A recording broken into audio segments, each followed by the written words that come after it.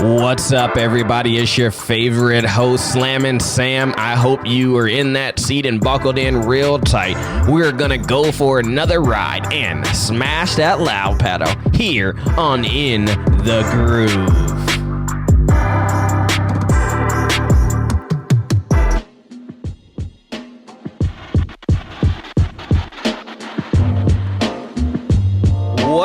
What's up, everybody? This is episode number 12 in the Groove podcast, and today we're just going to talk with another friend of ours, someone who has been in the game, someone who knows racing, motorsports, is a podcaster himself. I'm not going to say any more introduction about him, but I'm super glad and super excited about what we've got going on here on episode 12 of In the Groove podcast.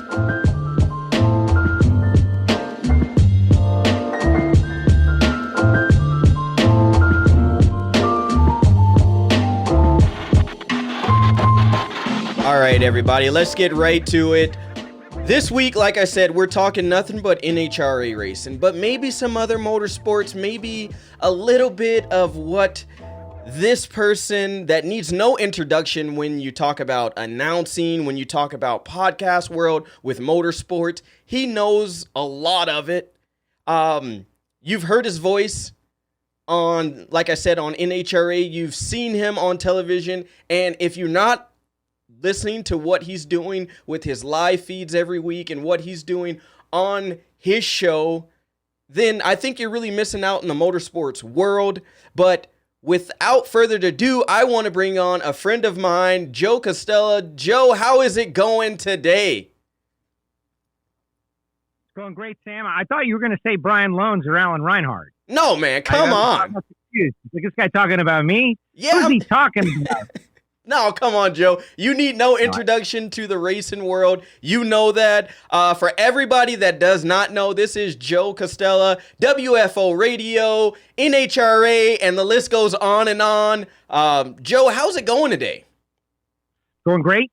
Had a great show earlier today. Thank you for mentioning the podcast. WFO Radio podcast had Jeg on the show, the Natural, talking about the big Dodge Nationals win, but really more of a in-depth discussion of Jeg, right? His career, his retirement, semi-retirement. He revealed today he's still going to run between 8 and 14 races, something like that. But it was great. We had that today. I've been doing some editing for some other podcasts I do for Total Seal Piston Rings, and just enjoying the day. And as I have said in the past, I want to thank you. I love being a guest on other people's shows because I can just mess things up. I'm not responsible for anything. So I could just do whatever I want. So thank you, Sam. And that's one thing that's great about this podcast. If you mess up, there's no rules to this one. It's kind of like being with the Caruso families on Fireball Fridays or your cocktail show on Fridays. There's no rules to this podcast. So no rules. I've done the Caruso thing and love them. I got to get back with Mark. I love them because they let it all hang out, baby. Oh, yeah. It was serious, and I got in trouble. And normally, I'm a pro. I'm an old pro, and you know what we're talking about. And I found myself sliding into the great abyss. Yeah, a little bit, but I pulled it out. Sometimes you just got to let loose and have fun, right? That's it, especially on a Friday when there's no drag racing to speak of, when we're all dealing with this pandemic situation. You got to just cut loose. I was going to try not to talk about that, but we've talked about it through text and everything like that. Just kind of explain what kind of a halt it's put on your race season, your day-to-day activities, and then from there, we'll just jump into everything else. Yeah, sure. It put a 100% halt on my day-to-day activity. It was a major bummer. As everybody knows, I don't need to, I do a lot of shows for people, do a poker show, I do a bunch of shows, and everybody asks this. It keeps coming up, and we all have fatigue. Nobody wants to talk about it, but it's part of our life right now, and we're dealing with it. And I feel like we're coming out the other end. Still got a little ways to go, but I feel like we're coming out. But what it did was force us to all rethink, reinvent everything we do, from going to the grocery store. If you live in a populated place like I do, if you live in a more rural place, maybe it didn't change your life at all. And I can understand that's part of the communication issue. I know where you live, Sam, And I don't know how many people you encounter on a daily basis, but I can tell you, living in southeastern Florida by Fort Lauderdale area, for those of you who check out the map, Spring Break USA, all that stuff, Oh, yeah. you can't go anywhere without encountering, hundreds of people. So at first it was sketchy. Like, oh man, that guy, he's got it. I know he's got it. And you had to relearn how to do it. Load up every vehicle with some sort of face covering, with some sort of hand sanitizer. You got to be ready.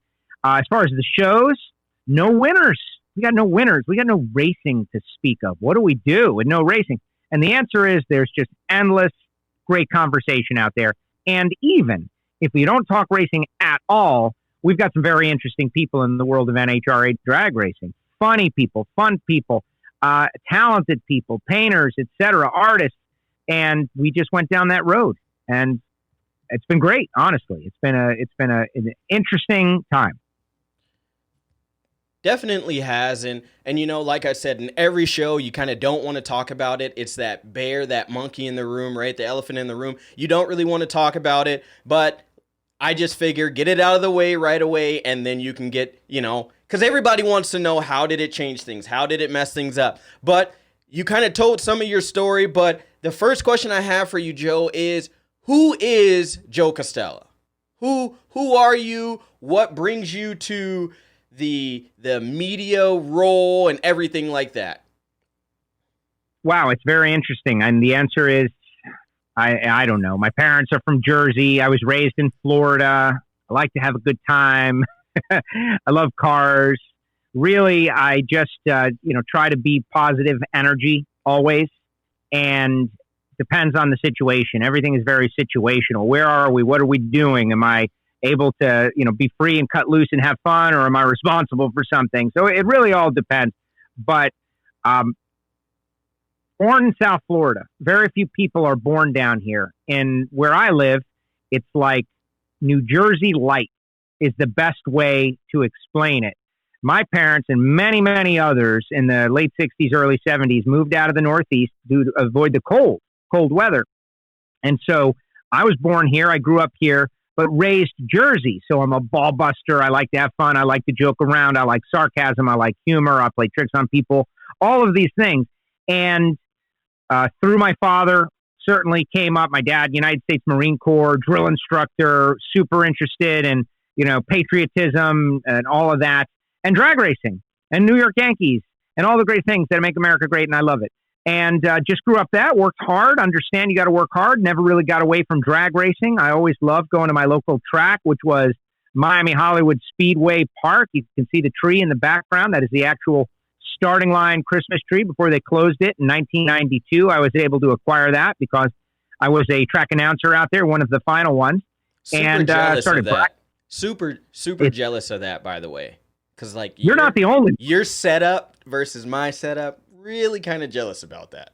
Well, wait a second. What do you mean? We got Orlando Speed World in the background. We've got Pro Stock cars. You've got that picture. What are you talking about? That picture is actually from the race. That's from the race, the last race that you and I were at. Yeah, the World Door Slammer Nationals, the last drag race before the World Stop, and what a great race that was. By the way, we had such a good time, and Wes and Drag Illustrated. I don't know how they did bottom line, but they got more pub out of that thing than they could possibly have imagined, because the results of that race lasted 3 months. That was the race for 3 months, and it still is. And look, it still lives in your studio. Oh yeah, but, everybody's talking about it. Long and short, I just love living life, being positive, trying to do what I want when I want, and promote things that I think are cool. And drag racing is something that I've always loved. I connect it to my father and my best friends. Most of them I made at the drag races, and some of my greatest successes have been at the drag races. And I think it's a sport for now, and I'm able to earn a good portion of my living talking about drag racing with drag racers. And so, in addition to NASCAR and other things. So that's pretty much it. That's me and other stuff that I'm not allowed to talk to you about. Yeah. We can keep it, keep it on the straight and narrow, right? And so what's your experience moving into, like you said, what you were doing, and everyone has to do their homework. I don't care who you are. Before you get on a show with someone, you always want to do your homework, right? And you started out in the radio industry and then XM, and now you're doing your podcast, your show. So how does that all tie into your NHRA experience? Wow, that's great. First of all, doing homework. Way to go, Sam. That's great. Um, it's all back to my dad, and who is, which drag racers don't have this same story? And it all comes back to my father. My dad from New Jersey, grew up loving cars, loving drag racing, loving doo-wop, obviously spent which is music, for all you kids out there, and just raised me that way. And I'm an only child, me, my mother, and my father. And so early on, he brought me out to Miami Hollywood Speedway, and I sat in the grandstands and fell in love with drag racing. And then in 1980, when I was 7, we drove to Gainesville, Florida for my first NHRA drag race. And so this has been a big part of my life, going to the drag races. I have a 40-year streak. Since 1980, I've never missed a Gator Nationals. It's an amazing streak. This year was my dad's first miss, and he may or may not miss it, assuming we get there. I may encourage him to stay home because he's a little bit older, and those are the breaks. We want him to stick around. But American Sports Cavalcade, Steve Evans, Big Mac, TNN with cable TV was a big deal to watch a drag race. Like a month later, we'd go to the Gators, and then it would be the weekend where we could watch the Gators. And Decade of Thrills and Snake and Mongoose and all these larger than life names. People don't realize now extreme sports weren't a thing. You didn't have the internet. You didn't have the phones. These guys were amazing. Garlits from Florida, Daryl Gwynn, all these amazing names, successful people, amazing people. And they were my heroes. And if hero is too extreme, they were the characters that I followed. Shirley, Connie, these were the characters that I followed in my life, in addition to Don Mattingly and Bob Greasy, Dan Marino. I'm a normal American kid. I love sports, but I had the drag racing thing. And so it was always drag racing, except, a talkative kid, was able to get an announcer job at Miami Hollywood because I did school announcements. I did announcements, talkative, became an announcer. Now I know drag racing. Now I learned to bracket race because I got hundreds of runs on off nights when people weren't there. It was incredible. And, here I wanted to talk radio. I had a very good, strong, solid talk radio career, which is really my favorite thing to do, topical talk radio. And that's one of my podcasts, Ignition, where we kind of cover everything. Racing is a sliver of what I'm interested in, and I love it. But I love the banter, the back and forth, and the pressing on a subject and those kind of debates. And had a good career in that, but it's very unstable. XM Satellite Radio, NASCAR Radio. They hired me to talk motorsports. I'm knowledgeable about motorsports. And since then, it has become my living. It's become much more stable. I don't want to move away from where I live. Fort Lauderdale, Florida is beautiful. People are dying to get in here. They're literally moving in every day. I'm already here.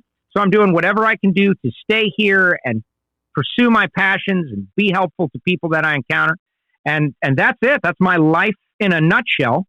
And I'm pretty happy so far. I found out recently, thank goodness, that I've been invited to be part of the NHRA track announcing team at the Big Go, Denso U.S. Nationals, which will mark my return since this whole crazy situation, and hopefully, resume some normalcy with our whatever they have me do.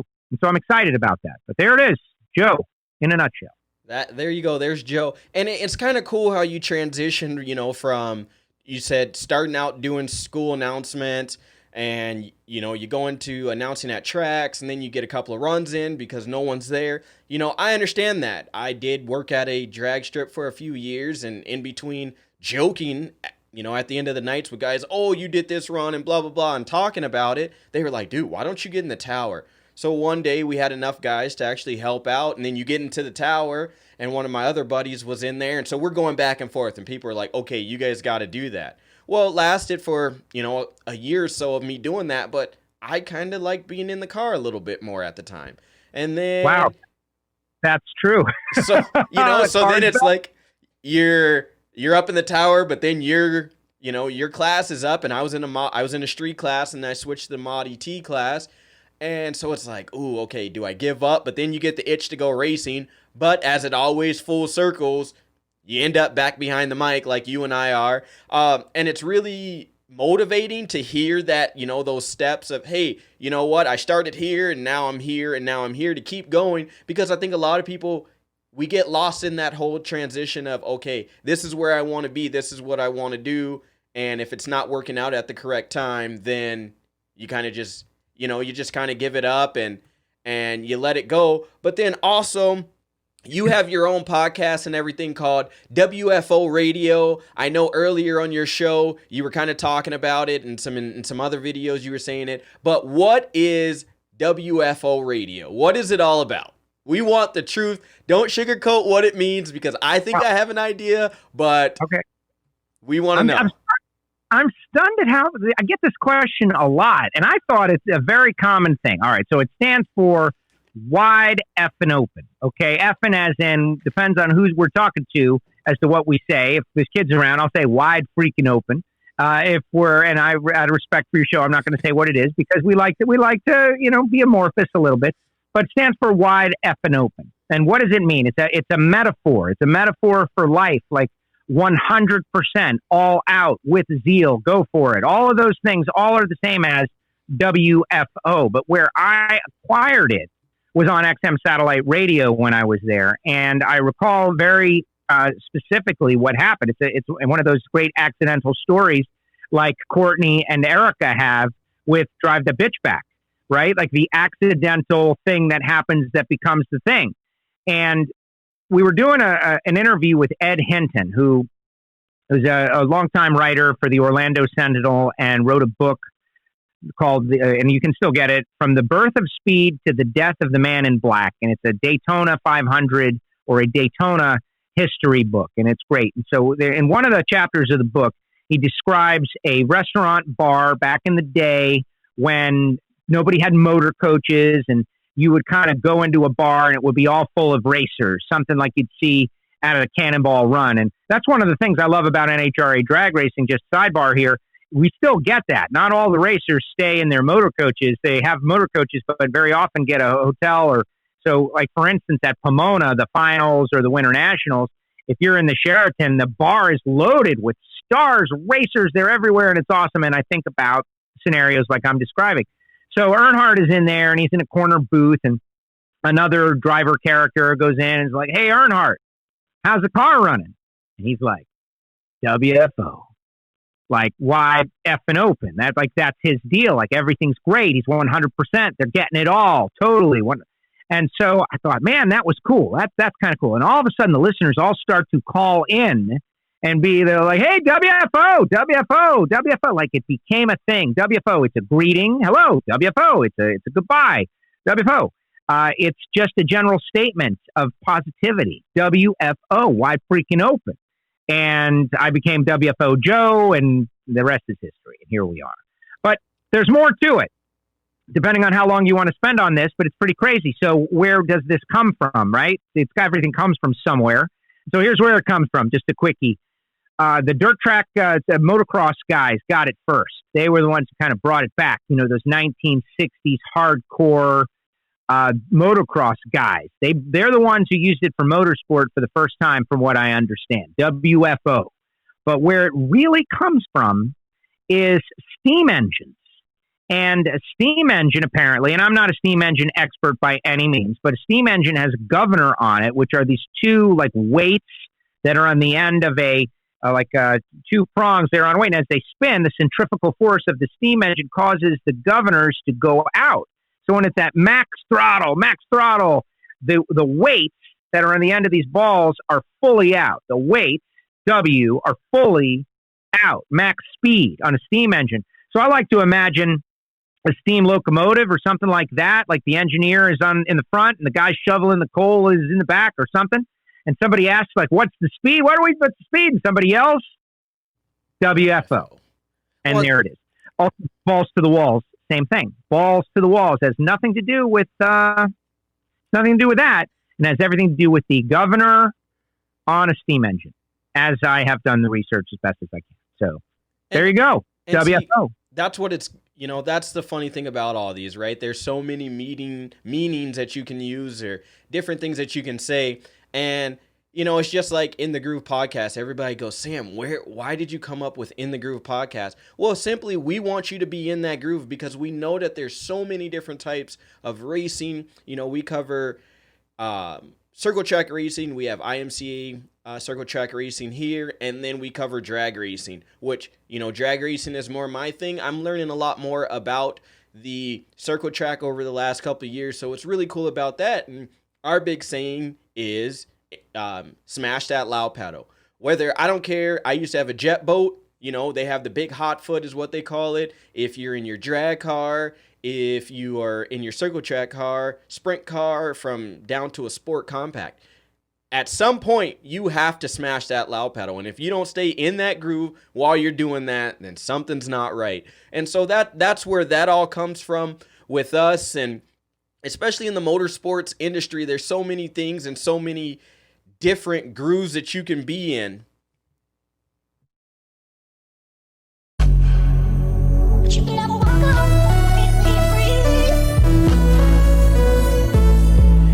Mad Bro Motorsports, located North Hill, Minot, North Dakota, the leading performance and parts store. If there's anything you need for your hot rod, give Slam & Sam and the gang a call. 701-720-7996. Again, that is Mad Bro Motorsport. 701-720-7996. On the way to being free. And it is always good to have all of our sponsors, especially the people over at Mad Bro Motorsports. We cannot thank them enough. If you guys need anything, like I said, give Slam & Sam a call. 701-720-7996. Yes, I know, Joe, that may be a little bit corny, but that is me, Slam & Sam here. But going right along, Joe, like I said, there's a lot of people that, haven't told that story of who Joe Castello is and what he's all about. But what are the things that people do not, or what is something that a lot of people don't know about Joe and who Joe is? Wow, that is a very personal and invasive question, Sam, but it's okay. It is okay. Meanwhile, I'm on your website, Mad Bro Motorsports. I'm like checking it out, and that's good that you've got something going on. I like it. I don't have the answer to that question. I don't know what it is, in that when you do a talk radio show, most things are out in the public for the most part. And I don't want to say I'm totally an open book, because I have some things that I consider private, but only because I know they're not interesting to anybody. Nobody cares about me, honestly.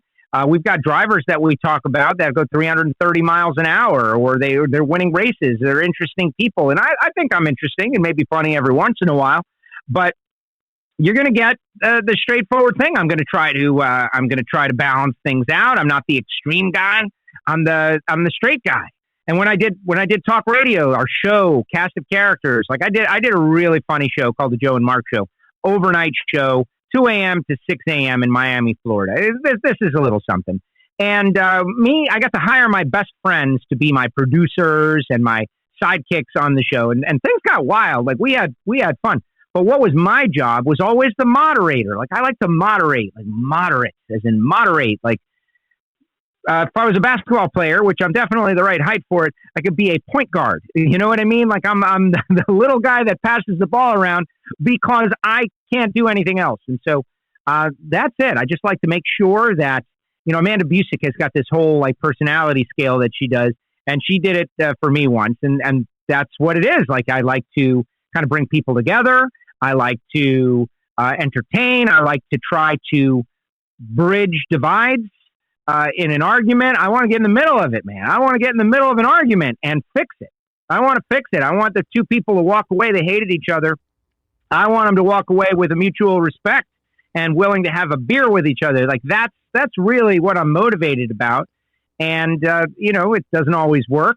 And, who knows where it's going. But that's it. We've had some fun experiences over the years. And it's just a matter of right place, right time. Like, when you're in the zoo, for instance, which unfortunately we won't be this year, that's the right place and the right time for a lot of stuff. Oh, and see, you went there. So the zoo. My plan for this year was to go to Denver, and then I was supposed to spend a week in Montana and Red Lodge, drive through the pass, which I did. Don't recommend doing that at night, which we did. Scary. Okay, first of all, time out. You're talking like, listen, I hate to be ignorant. I know geography and stuff, but like specific cool places, you got to go more in depth on like, what is that? So I know some people who just got an RV and they're like, where should we go? Okay. So I am open to all of this stuff. Lay it on me. Yellowstone National Park. We went there here this weekend. This past week, drove down to, it's called Billings, Montana. You leave Billings, you go up the mountains, up into Red Lodge. Perfect ski resorts. I went there 2 years ago now to go skiing and snowboarding during the winter. Amazing place to visit. Honestly, during the winter, the little small town of Red Lodge is beautiful. If you ever go, you have to go to Foster's and Logan's to grab a drink and their wings. Like, I am a wing connoisseur. They have hands down some of the best wings. There's a Triple B bar there too. Makes really good drinks. But then you leave. So the first day we got there, we really didn't do anything. The second day we went UTVing. So like the Can-Am side by side. Took throws through the opposite side of the Beartooth Pass. But when you look down, there's nothing there. There's rocks and trees and a lot of like rolling till you get to the bottom and splat. Then the next day we drove up through the Beartooth Pass. And if you go on my Instagram, if anybody needs to do that, it is Outlaw Performance ENT. You will see me shotgun a liquid ice on top of one of the lookout points on the Beartooth Pass. And that's all in Montana. And then you cross over after you get through the pass and you go to Yellowstone National Park. And we saw buffalo. There was a buffalo sighting and a guy got his car hit that day. They're in mating season right now, so they're fighting each other. And it was pretty cool. Deer, elk. We didn't see any moose or anything like that. Bears and all that are all there. So then after experiencing that,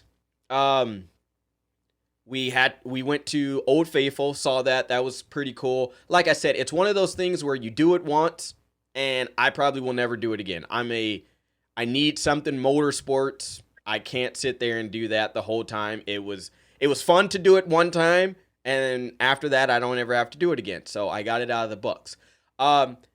And then driving out of the pass, or going back to the cabin, we did it at night. Don't recommend that. Like, get in there, either stay there the night or get in and get out early. But so that is in Montana, Wyoming, and Idaho. If you go through all of that, you cross 3 states out at one time. So it's pretty cool. Wow. I know it sounds cool. Like appreciating, there's a thing like, okay, things about me. Sam's asking me questions about me, and I never get asked questions about me. I'm always asking other people questions. Like, I love history, and I love seeing new places and geography. And those places, I don't think they're designed to see more than once, because then you get used to them, right? You want to experience something majestic and amazing. And if you're going there every single day, I'm not saying it becomes ordinary, but there's just so much else to see.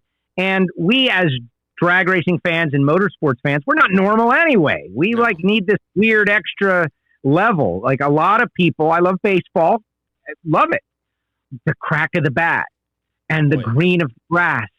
And yeah, okay, that's all cool and all, but it's not like a nitro car doing a burnout. Definitely not. There's just not enough. Some people don't understand that. Like, I get people that say, Sam, what is it about you standing there? I'm like, dude, I'd rather do that than a whole lot of other stuff. I mean, that's just one of the... Unless there's like pretty girls in bikinis in the other area, then there's a scale. Everybody just knows. But I love it. Montana, that's cool. I went to Utah last year after Denver and did a big drive through there. Amazing stuff. Again, being in South Florida, we've got beaches and we've got Everglades and we've got great weather and we do have pretty girls with bikinis, but we do not have any elevation change. Zero. That's like North Dakota. Flat. There's nothing. So flat roads, and if you want to see a mountain or if you want to see some sort of mammal running around, you're not really going to see it. And that's Florida, which is why my time with the NHRA, I always try to see whatever the sites are of the local race. And back to our original discussion, all of that has been destroyed this year, which is a bummer. It definitely has, and it, you know, it changes, but it was kind of cool. So we're gonna rewind to, I think that was Friday night or Saturday night. I think it was Saturday. No, Saturday night. Yes, at the World Door Slammer Nationals, Wes Buck, Drag Illustrated, the whole gang, Elite Motorsports, C-Tech Manufacturing, and the list goes on and on and on of all the sponsors that were involved in that. Joe Castello standing there at the kind of the driver's party, I would say, the everybody's party. All right, and we're standing there, and it's myself and Jason Dukes and Jason Logan, who was supposed to join us tonight, but Jason was on the 1 and 2s, and I'm like, dude, that face looks really familiar, but you never get to see you guys outside of your NHRA clothing. You know, it's usually NHRA button-up shirt, hat, and 9 times out of 10, you guys are wearing Oakley sunglasses. So yes. I'm standing there, and I'm like, dude, he looks really familiar. Like, I know this guy. And then I'm talking, this is Jason. I'm like, I know him from somewhere. You walk up, and I'm like, I know that face. But me being starstruck, the kind of guy that I am, and I've told this before in my About Me videos or anything like that, me being starstruck, I get starstruck to Erica Enders, to Jason Lyons, Richard Freeman's, and to the Joe Costellas in life. Well, that's crazy. Let's just put an end to that right now. That's just ridiculous nonsense. Because it is. You stood there and we talked, and I'm like, man, I can't believe. I even told Jason, I said, I cannot believe I'm talking to Joe Costello right now. And he kind of looked at me like, and then Erica walks up. So we're all standing there, and Erica walks up, and she says, Jason, turn that off. Play something else. And he's like, well, what do you guys want me to play? And I was like, something country. And I don't know if you remember that, but that was at the moment right there when I was like, ooh, my crush, Erica Enders, one of the best women drag racers in the world, has just agreed with me about what kind of music to play. How can a guy that is starstruck to a person like her not, I was in heaven at that moment. And then little hearts floating around your head, little hearts going on. If I could have the emoji face with the 2 hearts right there, that was that moment, right? And then and Jason goes and plays Boot, Scoot, and Boogie, and it was like, yes. Yeah, I don't remember any of that. I remember doing a couple of shots, and of course I was off the clock. I wasn't even supposed to be there. That's the thing that everybody forgets, is that I had planned my Friday night to watch the World Door Slam. The following week were the Gator Nationals, and I was going to go do a TV gig right after that. So I had like 10 straight days of work, and I was more than content. Brian Loans was going to do the deal, but then I got the call from Wes, and I was a pinch hitter, man. It was no big deal. I was like, oh my gosh. So we worked it out. And next thing you know, I'm at the after party and we're hanging out. And Jason Logan is a great friend, and Erica has become a great friend, and just hanging out in that situation. And there were shots, and it was fun, and it was a good time. Like that race, it really has the potential to develop into something long term. People don't realize the state of Florida is really long, and the further south any kind of cool racing comes, we've got millions of people in South Florida talking about Miami, Fort Lauderdale, West Palm Beach. The further south any cool series comes, you're going to have fans, because to get out of the state to go to any race, Gainesville is our closest race where we're seeing like real big show stuff. So if they keep that race going, I think Ozzy and Richard and everybody that's involved, of course, Wes, they will be rewarded. That was just the first. Think of all the negatives that were happening at that time, too. I know a lot of people that didn't go because of the pandemic. We can get past this. That could turn into a blowout event.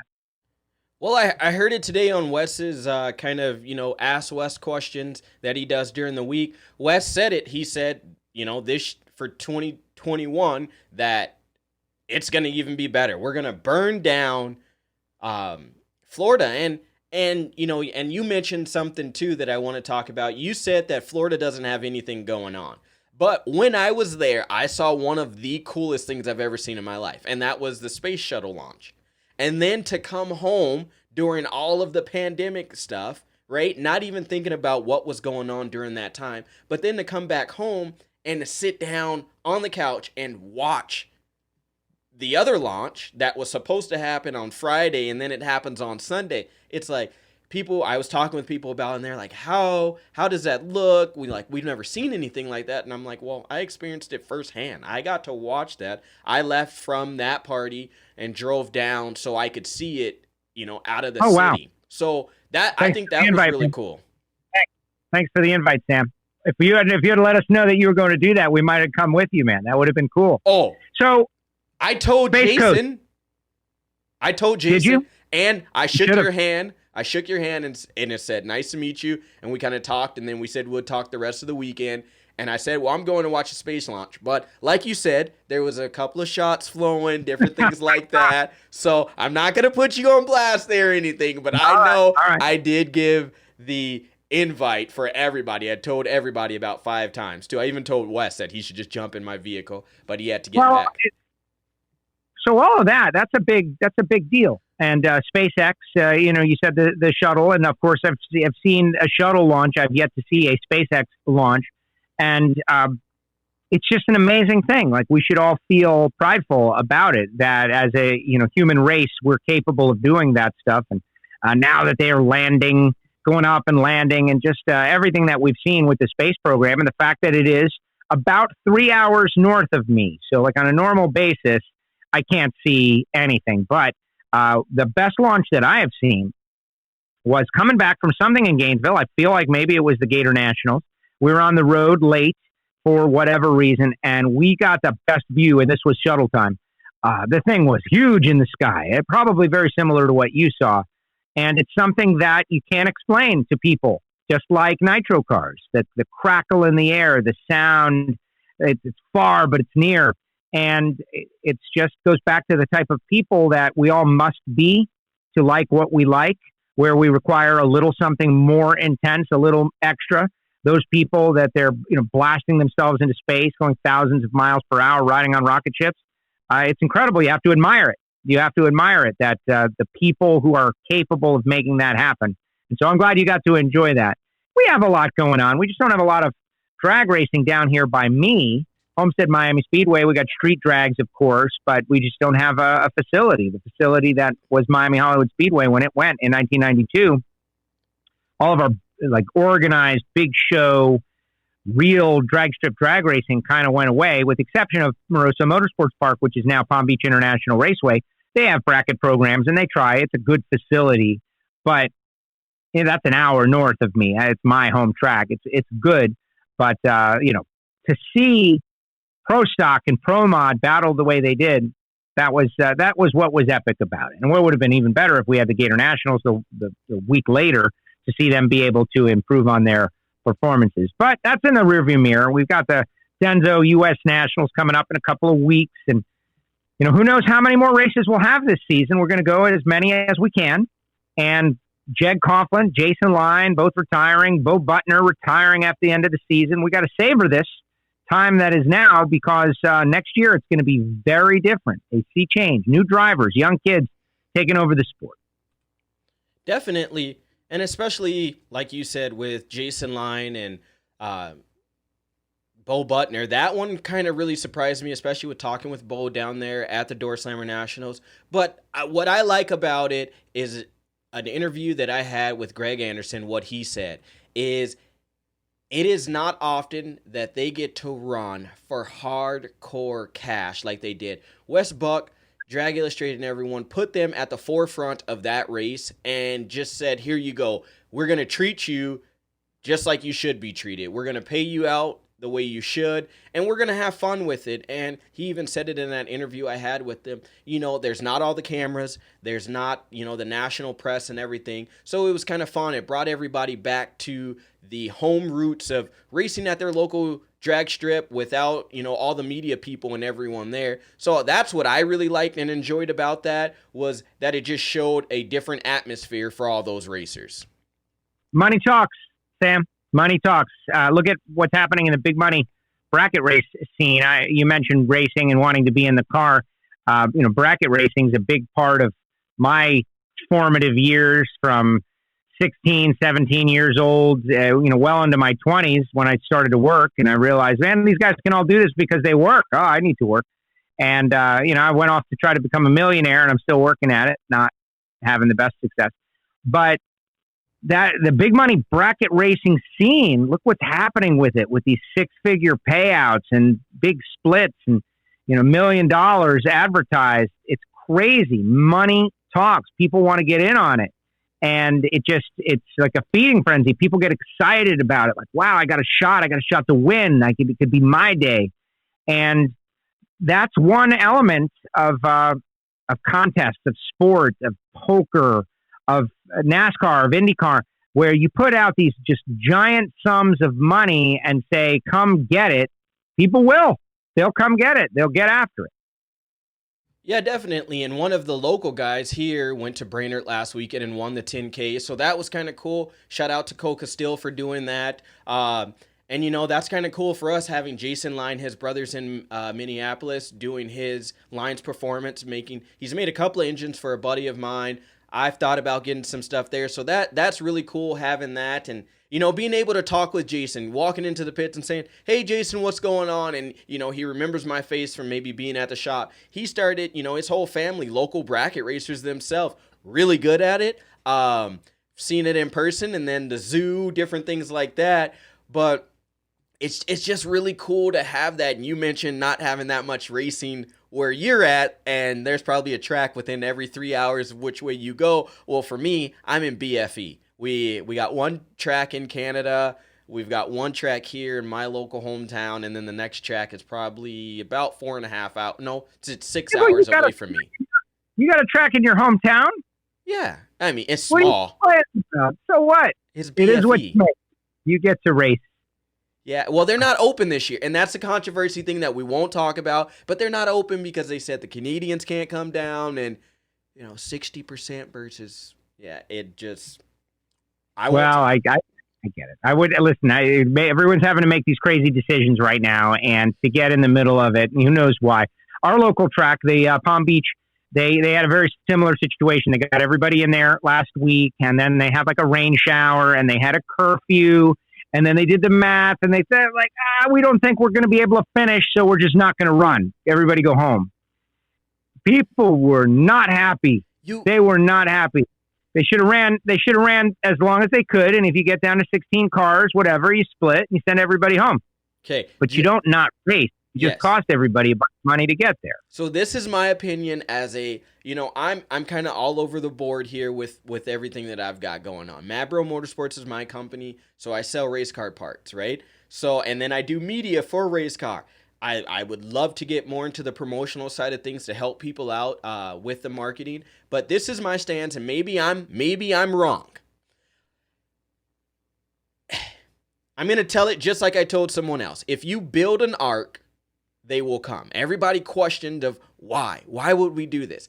In this situation, in today's time, with racers not being able to race because Minnesota shut down and South Dakota or Montana can't open up fully, I think if you can, you open that race. If you can't run for points, you have to open your facility for someone to be able to race. If you have to charge them $50 to $80 more, those people are going to pay that simply because they don't know when they're going to be able to race again.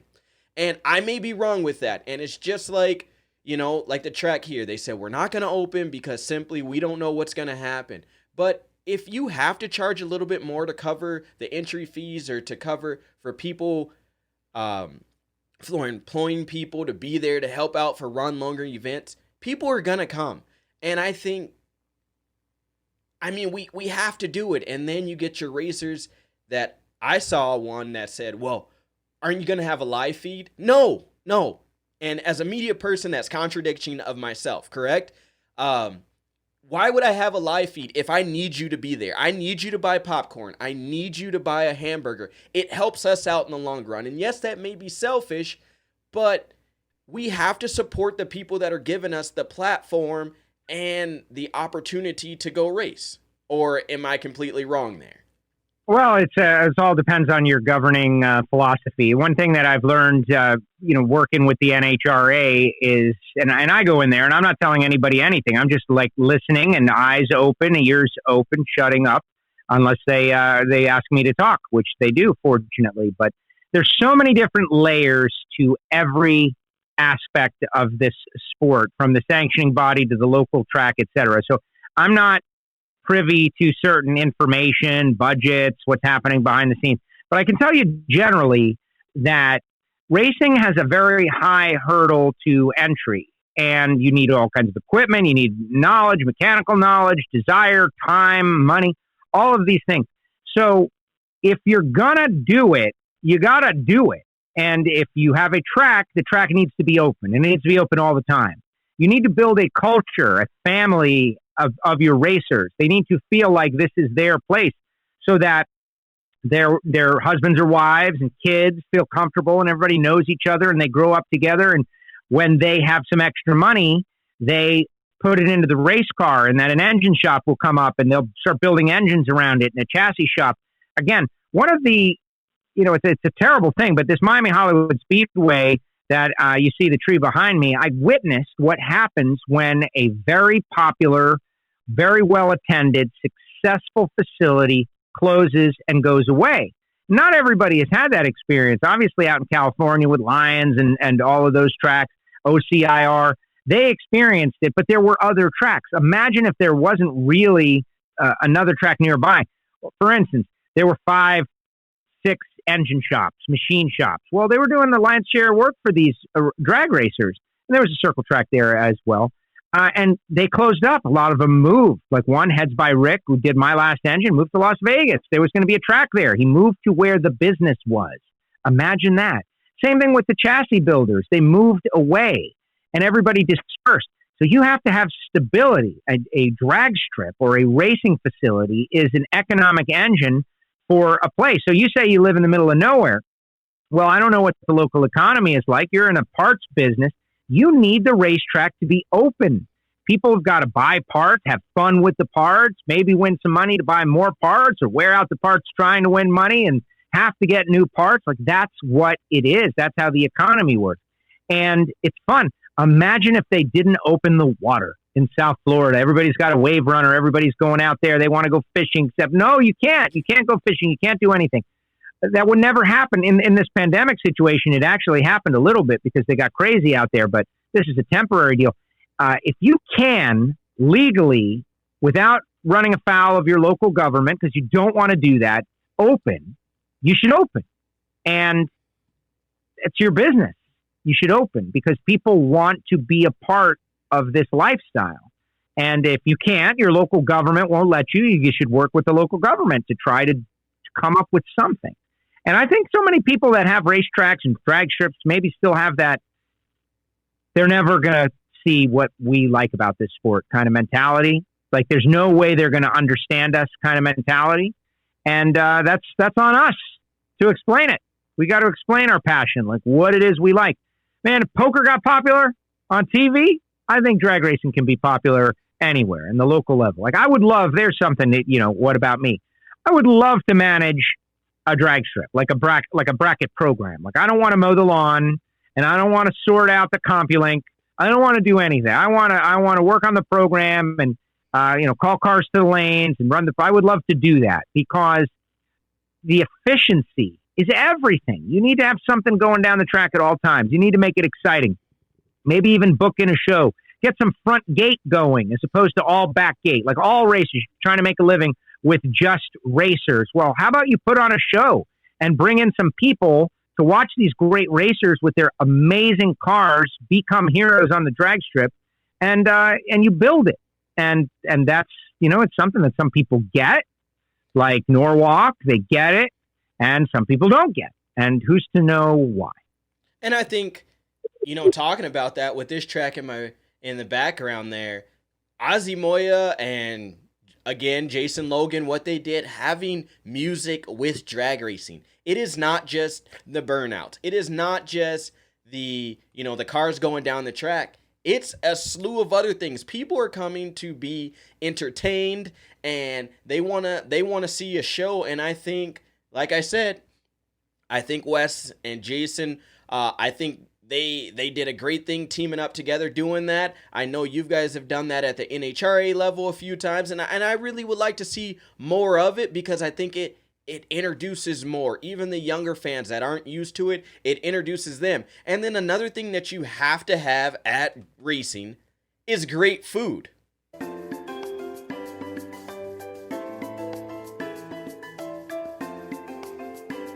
LS Teca Mexican food, located here in Minot, North Dakota on the north side. If you want the best and authentic Mexican food located in Minot, North Dakota, please check out the gang up at LS Teca Mexican food, located right near the Minot International Airport. Go up there, try one of the burritos, and I guarantee you will not leave hungry.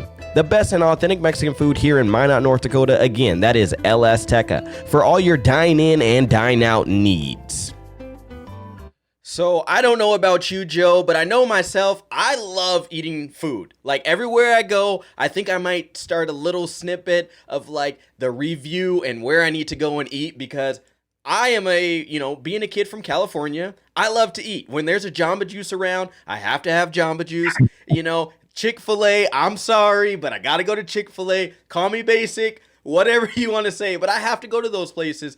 And so I don't know about you. Is there any special like tracks that you like? Okay, I know when I go there, I gotta go and get a slice of pizza, or I have to go to this restaurant. Is there one particular track that it's like, yep, I gotta hit up that eating restaurant? No, all of them. The answer is all of them. I got fat on the road, man. One thing about the pandemic is that I've actually lost weight. I got huge, man. The Joe Castello that most people see, that guy's fat. I hate it. It's the worst. But how can you not become huge? First of all, before we continue on, man, the spot game is A+. Like, we're going, and then all of a sudden we're learning about a sponsor. That's really good stuff. It's like, oh, this guy's telling me about a spot. I want a burrito.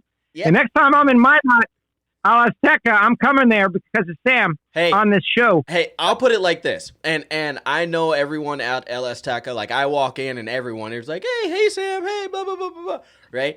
If you make the trip, I will even say we can't go to the zoo. So if you go to Minnesota, I'll drive the 8 hours.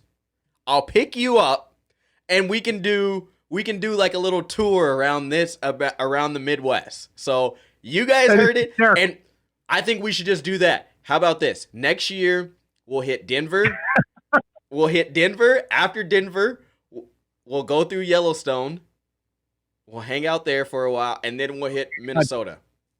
If I hit that region, I got to go see Mount Rushmore. So we got to put that on the list. So back to the food. The answer is yes, all of them. Like at Gainesville, there's a couple of restaurants. In every city, there's always a place. This is the whole thing about the NHRA Mellow Yellow Series Tour. And thank you so much for mentioning the music. The Nitro primetime stuff. We, as in Jason Logan and myself and everyone behind the scenes, working very hard to change the culture of the sport, in that it's not just racing. Racing is a big, huge part of it, but you have to be entertaining and entertainment to everyone. And you mentioned that little kid who hears a song that he knows, and that's going to keep him interested. Or a family member who is a teen and on their device, and they know something.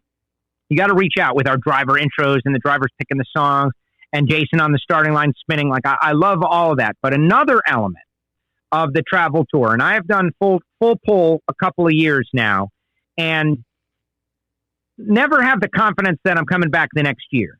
Just never. So I want to get it all in. I want to see everything. All right, I might not be back in Philadelphia, say, so I'm going to Pat's, right? I'm going to Gino's, and I'm going to Tony Luke's to get cheesesteaks, except I just ate 3 cheesesteaks.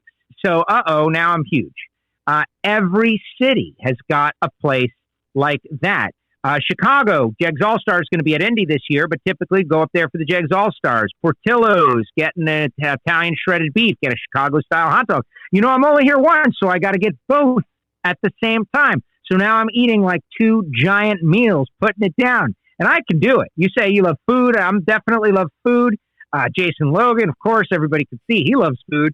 And so we go and eat. Denver, same thing. Denver, you go and consume, Denver-related stuff. The different, bars, tiki bars.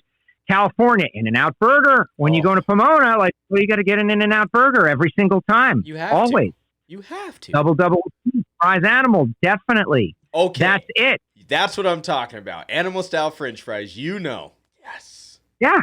Secret menu. Everybody, if you don't know, you don't know. In-N-Out Burger, for me, is like a crazy culture thing because of drag racing. Because think about me watching Mark Oswald as a kid. In-N-Out Burger, what is that? Oh, my gosh. And then realizing, this is a Hollywood thing. This is an amazing thing. I got to go In-N-Out. In-N-Out, of course, Pink's Hot Dogs, which I just found out is related to Ed Pink. Pink Racing Engines is the same family as Pink's Hot Dogs, which, just an amazing revelation. There's something like that in literally every city that we go to. See, and I would like to make the swing. I mean, I don't know. I really would. I haven't been on the East Coast that much, so I would like to do, some traveling with NHRA. I know you and I have talked about that. We've talked about a lot of different things, staying positive through all the stuff that is going on and the different things that you can and can't do, inside, or different things you should look at and shouldn't look at inside, and just telling those stories of the racer, telling the stories of the experiences of going on the road. I think that's the biggest thing that we don't see a lot of, is the stories of what are these racers going through traveling from track to track? What are these racers doing, on their off time?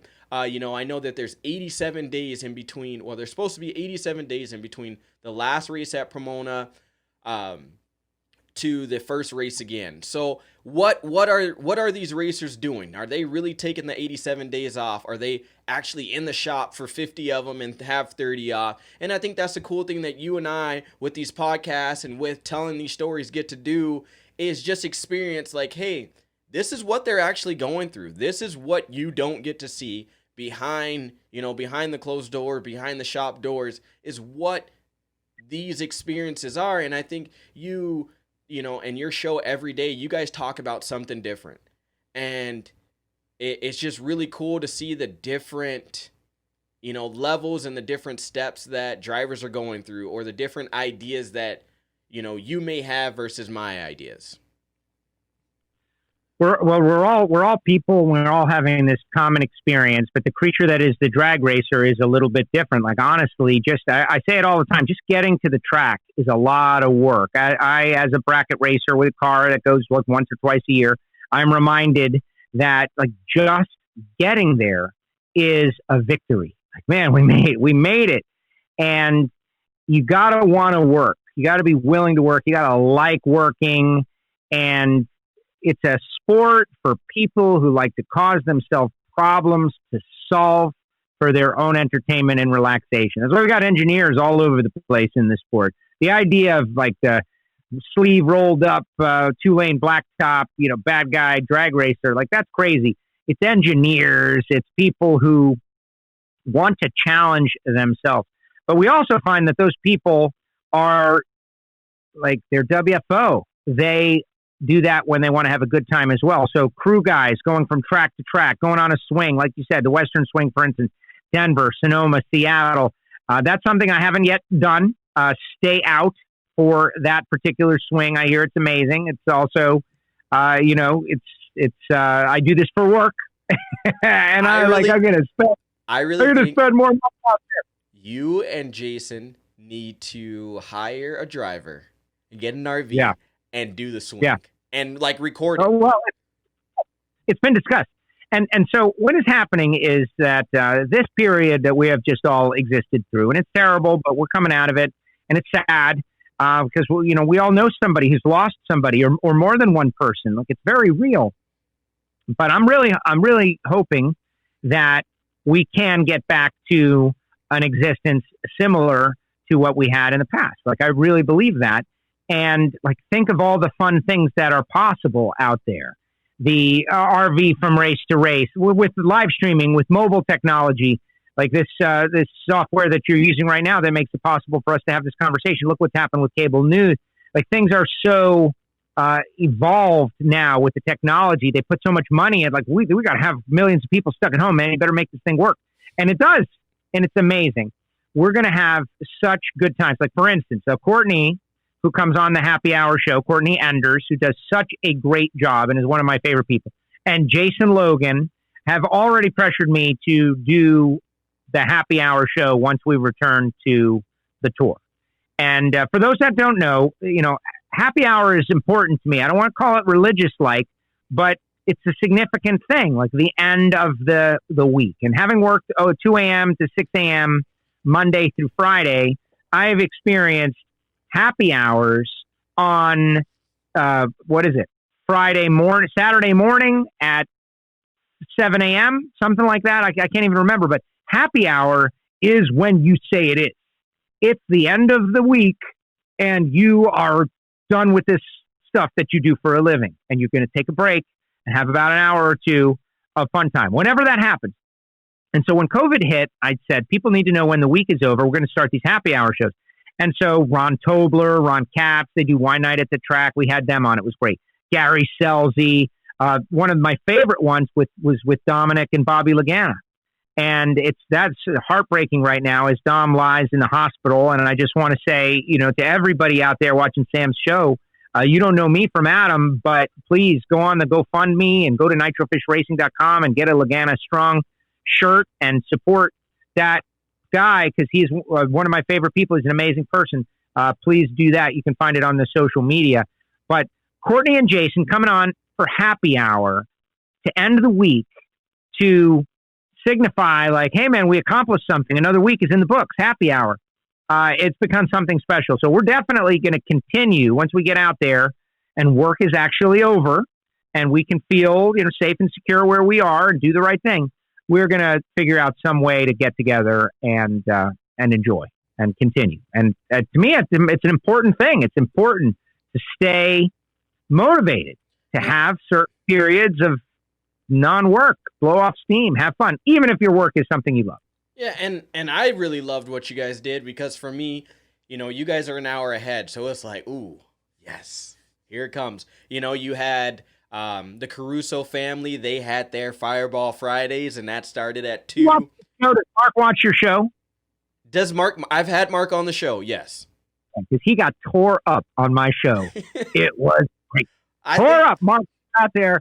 You're invited back. Don't think you're banned. You're not banned, Mark. And that's that's also like JT, Murder Tundra, whatever you want to call him. I mean, I've seen, he wakes up Saturday morning, he's like, oh man, I'm out of commission for another, Fireball Fridays. And then that 1 week, they jumped from their show to your show, and it just kept, and it continued.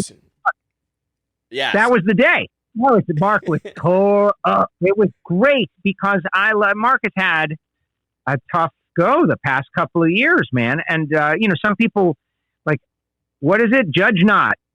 Don't you judge not, man. People have tough lives and it's stressful and you're dealing with a lot.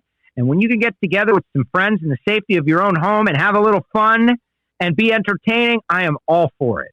I am all for it. We had a great time.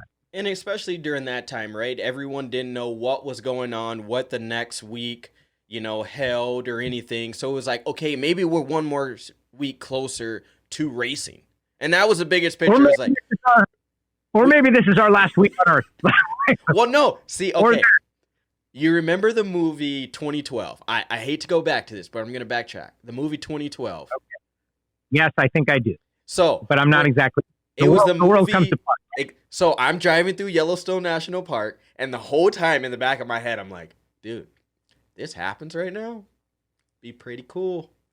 If someone found my GoPro or my camera, they'd have some pretty cool pictures because, I was that guy. And people were looking at me like, you're crazy. And I'm like, I mean, if you haven't noticed that, yeah, I like cars that go fast. I drive cars. But I mean, it was just one of those things where it's like taking that movie experience and was like, hey, this is kind of where this was filmed. If it happens, could be kind of cool. But we've rambled on and talked about all that. But I've got one question for you. And if if you were not telling the stories behind a microphone or on your podcast or anything like that, how else do you think Joe Castello could deliver the message and the stories to the fans and to, the fans and about the racers? How else do you think you could do it? Example, like, what do you mean? Like, would I be a rapper? Like, what do you mean? Like, as a newscaster, would I write? I can write. I have a column in the NHRA National Dragster, but it's not that I can't write. It's that I just doesn't flow out of me like some people. So it takes me a while. Like, on my dragster column, I'm very proud of it. I go in all kinds of different directions. I love the written word, but it just takes me longer than it takes some other people, as opposed to talking, which just flows out. The nonsense is just endless. Is that what you mean? I don't really understand where you're going with. Would I have a sandwich board? I would not be wearing a sandwich board on a corner.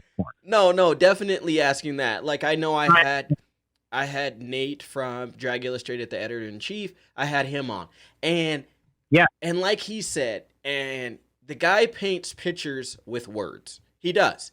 Because he can put you in that seat and tell that story while you're reading that. You're like, man, I just experienced that.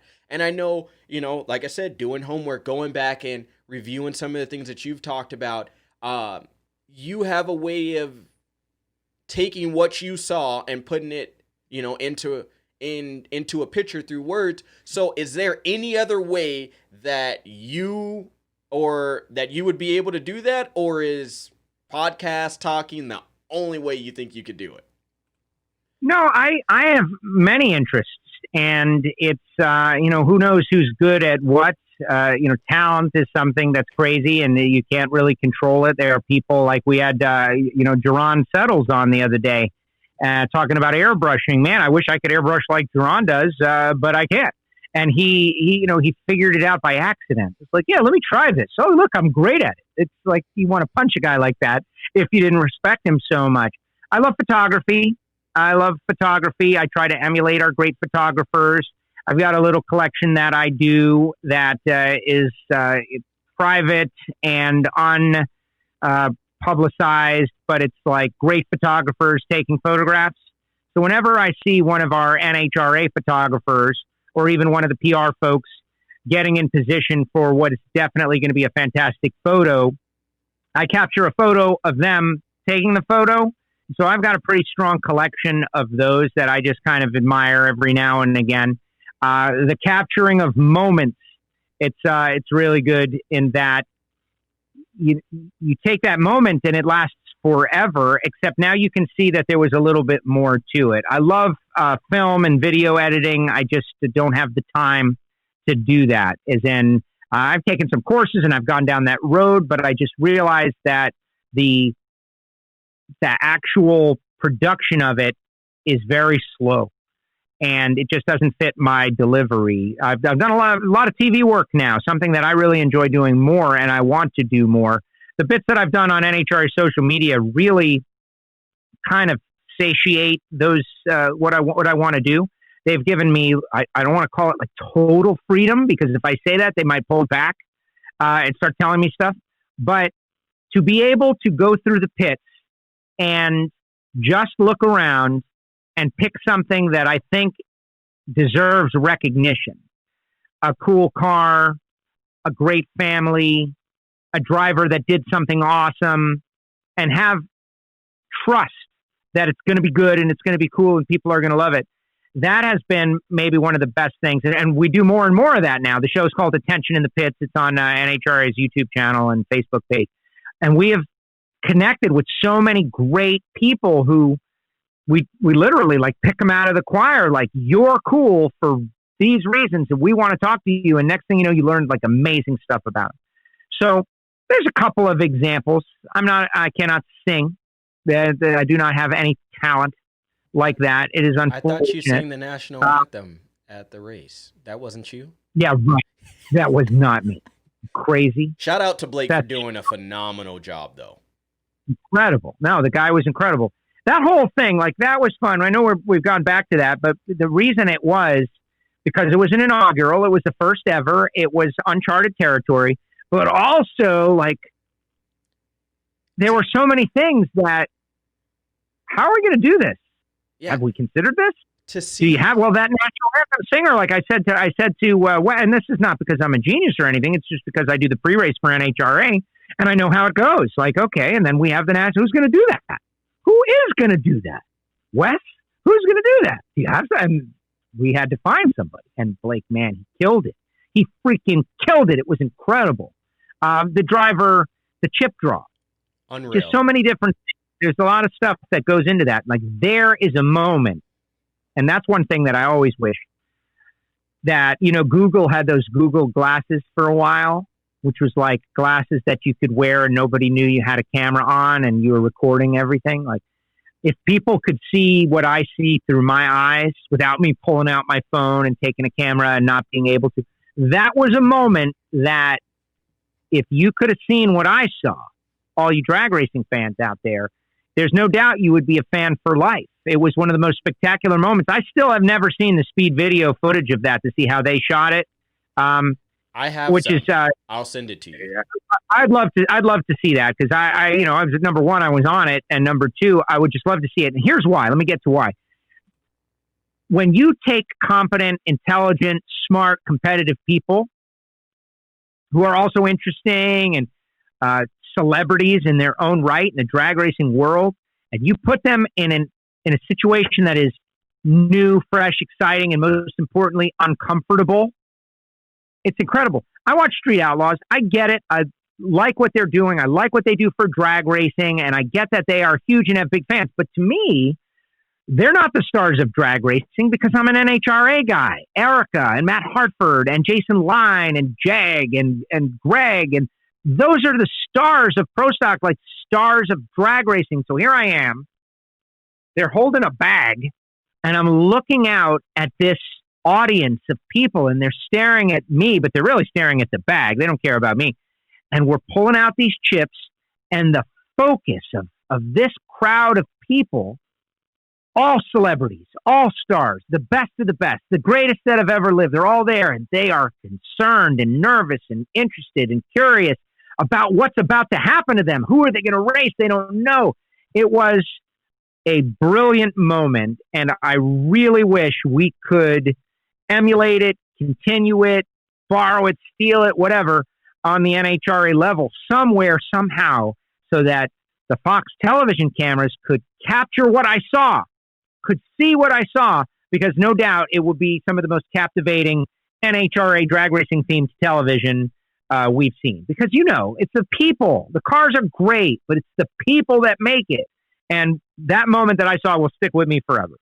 And I think I can say this, and hopefully anybody that's watching, it does not hurt my chances of getting to the NHRA on that level. But I think right now we're at a situation with the NHRA. Yes, we need a show. The NHRA needs a full-time. I believe they need a full-time show, not just your Sunday. A guy should be able to tune into the NHRA network, kind of like you tune into the NFL network, kind of like you tune into, the NASCAR channel. It's always on. Oh, Hard Knocks. Hard Knocks is the discussion. Everybody talks about Hard Knocks. Hard Knocks is the discussion. The answer is yes, absolutely. And this is not, it's a great idea, but it's not a unique idea because it's been discussed and it's always being discussed. And, the how and the when and the why and the cost, these are all factors that come into play. And it's a shame because it's the best part of our sport. People don't realize it. The stuff you see between, let's burn some nitro and the final run down the track, that's great. And it's not even a half of it. But the best stuff is happening behind the scenes that social media does a decent job of showing, but a Hard Knocks style television show with multiple crews following multiple teams and drivers, talking about stuff, Deadliest Catch, whatever, reality show, that would blow the sport up in a way that we've never seen because they're so relatable. As much as an athlete is cool, he's not relatable to me. I'm 5'7". I'm fat. I don't know what he's talking about. I don't get it. I can't dunk a basketball or run down the sidelines. These drag racers, they're relatable because some of them are fat too, and some of them are like their talent is on the inside, and they're people with all these crazy different personalities, and they're fun, and they battle and they get into feuds, and you just never know what's going to happen, and that's the crazy. I've called us carnies of speed. Right? We're all these carny workers and there's speed involved and it's a crazy circus and you just don't know what's going to happen. And we just got to get back to that. And I think that, they're working on that and they want it to happen and they know what they've got and they're doing, I think NHRA is doing a great job. That's one of my pet peeves. I want to yell at people sometimes, I don't, but you run down the NHRA for what they're doing and you think about the last 10 years and all the evolutions, NHRA.TV, the Parade of Champions for Sportsman Racers, just the thousands of elements, the all access, of course, the pit tours, the walking tours, Nitro School, all of the things that have been done by a very scant few people involved, just taking on added responsibility to make it better and better and better. And then you've got what everybody knows, the keyboard crew chiefs out there, like, spewing negativity for no reason at all about the good old days when they loved drag racing and they were young and virile. Guess what? There is an 18-year-old kid at his first drag race right now, and he loves what he's seeing. He loves it. He's having a great time. We want him to come back till he's 40 years old and in general decline, like I am. We gotta think about that kid, and so many people don't. And with all that, it's always, what platform are we going to do it on?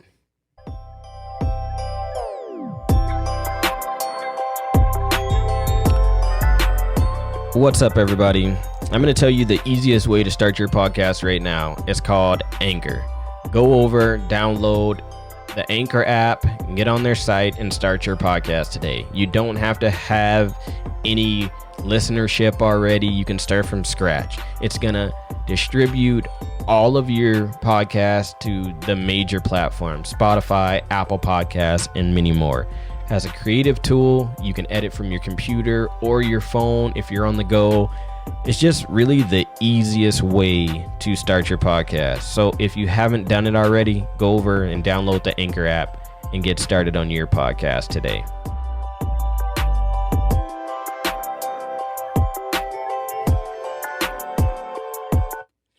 All right, so Joe, I got one more question for you before we move into the rapid fire question round. But that question is, what advice could you give to anyone like myself that is looking for, that inspiration to keep going to, and, they want to pursue that dream of making it to the NHRA, making it on NASCAR, or working in the motorsports industry in the media field? Wow. Hard work, do your homework. Stay persistent, all of these things. Stay relevant, be open-minded, be flexible, get to know people, have no expectations, do it because you love it.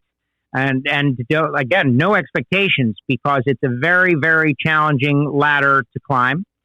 And luck is a big part of it. Let's face it, I have WFO radio because I got fired a bunch of times. You can get fired. And if you really love something, you got to find a way to stay doing it, even after somebody hires somebody else who doesn't know anything and fires everybody, right? And so that's why you do your own deal, and that's why I think you're doing a great job, Sam. You've got your own deal, and you're going to do it, and you're going to hone your skills, and you're going to get as good as you can get. And then somebody one day may or may not, give you an opportunity to do something.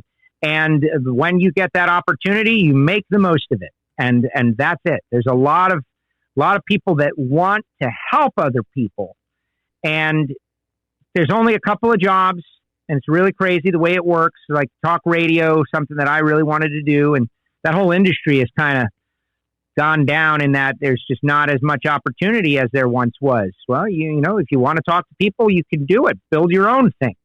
And my dad, Marine Corps, that's the biggest influence on my life. My dad was a Marine Corps drill instructor, and if you watch, Full Metal Jacket, Arlie Army, one of the best movies, hands down. And so when we went to see Full Metal Jacket, and he brought me as a young kid, when it came out, like 1983, 84, whatever, I'm 10. Probably inappropriate to bring the kid to a Vietnam movie, Dad, but no, because I had learned about all of that stuff from birth. And when Dad said to me, like, that is the most accurate depiction of Marine Corps drill instructor I've ever seen. It's almost all the way there, not quite. And then learning about Army Army, and that was my dad. So that was the mentality I was raised with. Improvise, adapt, overcome. Okay, you want to do this, but that's not possible. You can do something else and get there in another way. So I would just say, like, be tenacious.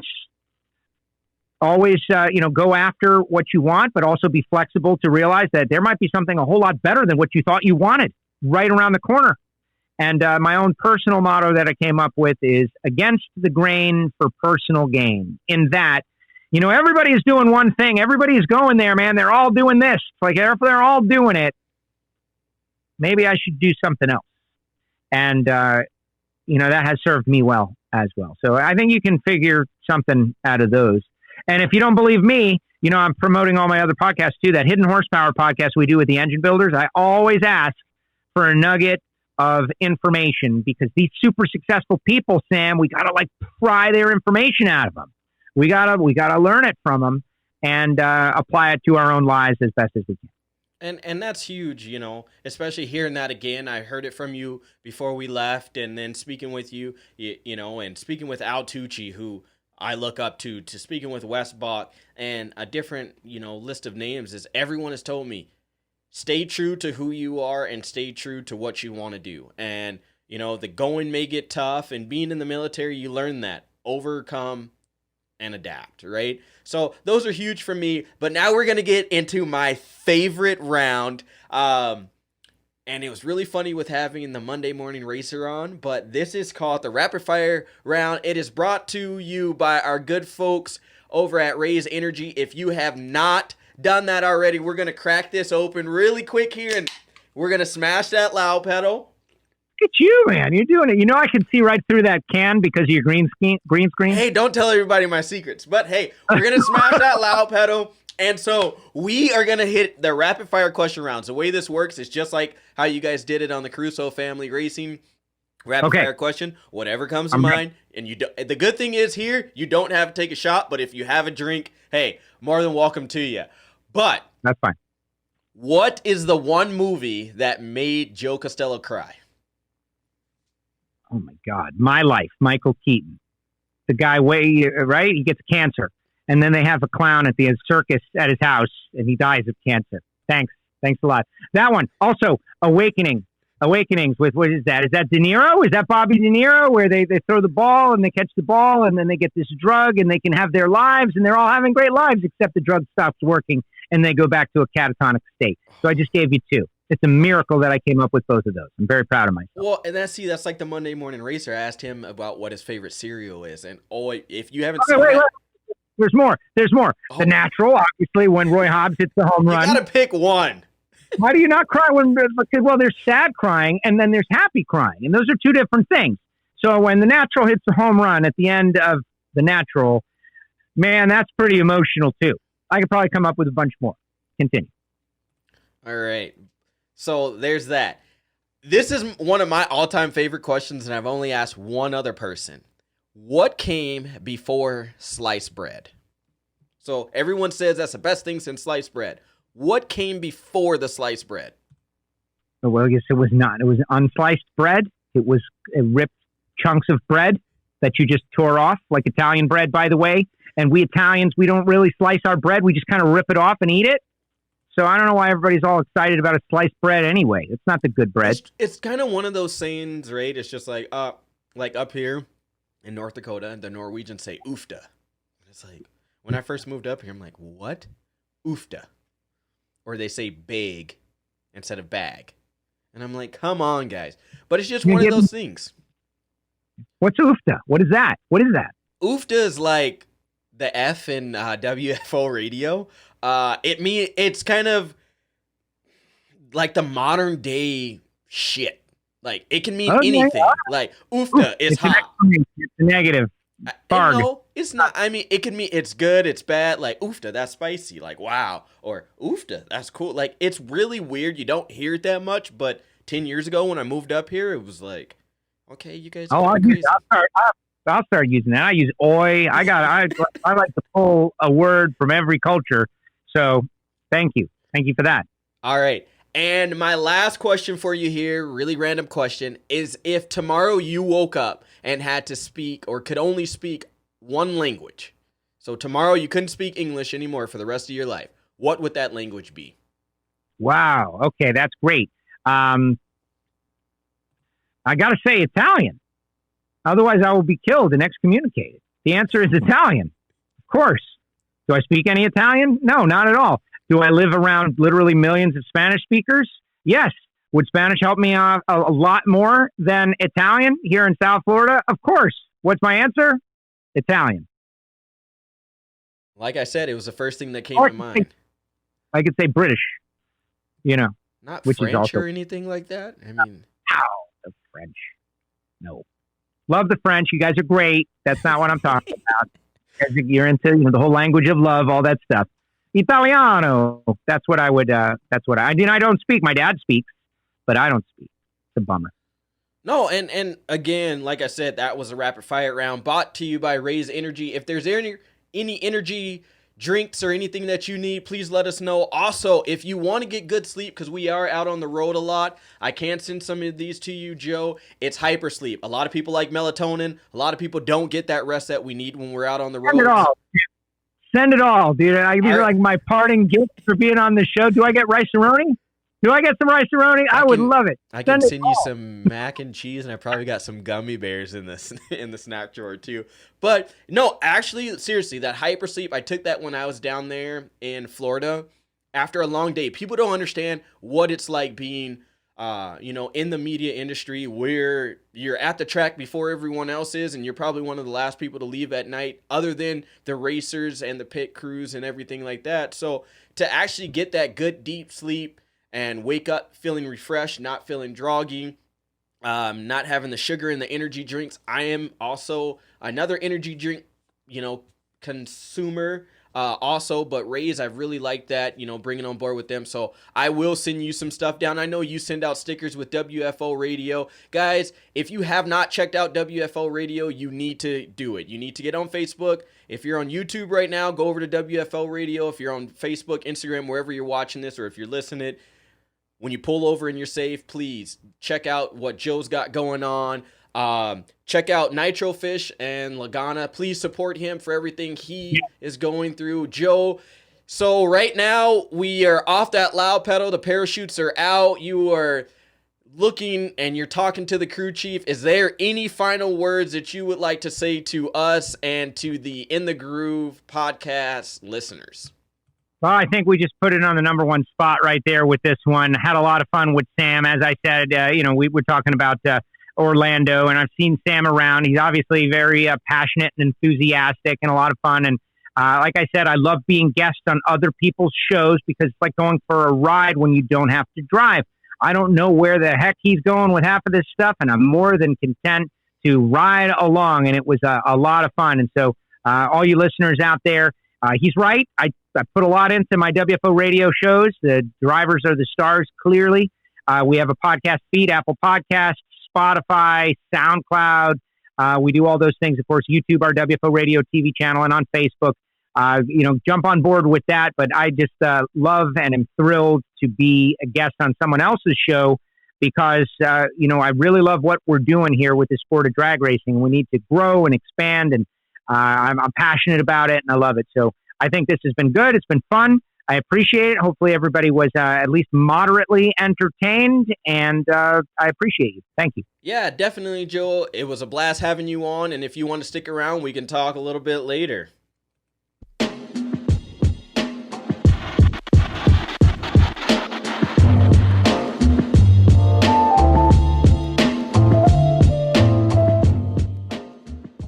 It was always a blast having Joe Castello on WFO Radio. Please, like I said, check him out on all of his social medias.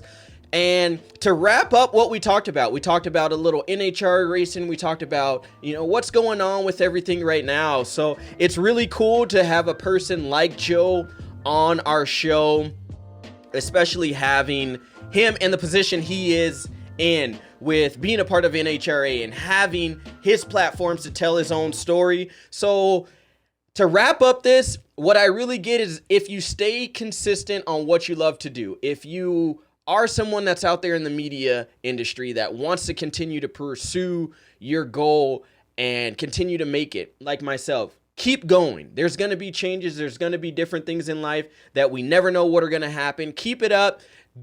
Drop the negative, stay positive, and keep going. Also, to all of our racers out there, if you ever want that story told, please come to one of us media people. We love to tell the story of what's going on and what's out there and the stories that are being untold about what you guys are doing.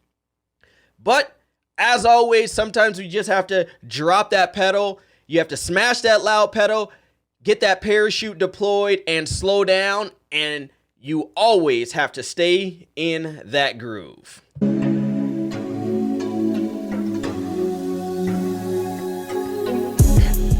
This has been another episode of In the Groove Podcast, brought to you by Mabro Motorsports, LS Tech and Mexican Food, and the good folks over at Outlaw Performance ENT. If you haven't done already, please go over and check out all of our social medias. Facebook, Instagram, and on YouTube, all under outlawperformance.ent. Till next time, you guys keep smashing that loud pedal.